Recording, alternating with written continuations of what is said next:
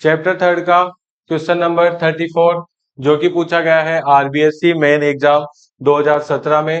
Question क्या है, what is the nature of oxides of metals and non metals. ठीक है, तो मेटल्स और नॉन मेटल्स की ऑक्साइड्स कैसी होती है, देखो ध्यान से। Metal oxides are basic in nature. Generally जो मेटल ऑक्साइड्स होती है वो नेचर में बेसिक होती है। They react with acid to form salt and water. क्योंकि क्या होता है, जो मेटल ऑक्साइड्स होती है, फॉर एग्जांपल कैल्शियम ऑक्साइड अगर हम लेते हैं, तो अगर इसकी रिएक्शन में किसी एसिड से कराऊं तो ये क्या बना लेते हैं, सोल्ट और वाटर।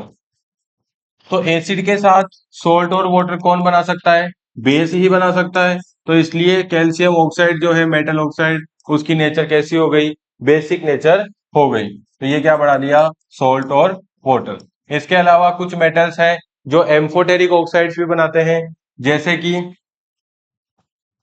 जैसे कि जिंक ऑक्साइड और एल्यूमिनियम ऑक्साइड। ये दोनों मेटल्स जो है वो एम्फोटेरिक ऑक्साइड्स होते हैं। एम्फोटेरिक ऑक्साइड का मतलब जो एसिडिक और बेसिक दोनों नेचर क्या कर सकते हैं, शो कर सकते हैं। तो ये दोनों मेटल्स क्या है, एम्फोटेरिक। बाकी जनरली सारी मेटल ऑक्साइड्स कैसी होती है, basic in nature.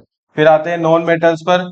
Non metal oxides are acidic in nature because they react with base to form salt and water.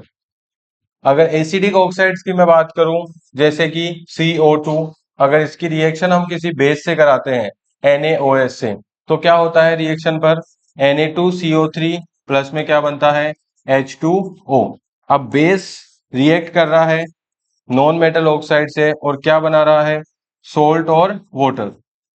यानी कि बेस किससे रिएक्ट करके सोल्ट और वाटर बना सकता है, बेस केवल एसिड से रिएक्ट करके ही क्या बना सकता है, सोल्ट और वाटर। यानी कि नॉन मेटल ऑक्साइड्स की जो नेचर है वो कैसी हो जाएगी, एसिडिक हो जाएगी। और कुछ नॉन मेटल ऑक्साइड्स जो होते हैं वो न्यूट्रल भी बनाते हैं, न्यूट्रल ऑक्साइड भी बनाते हैं नेचर में।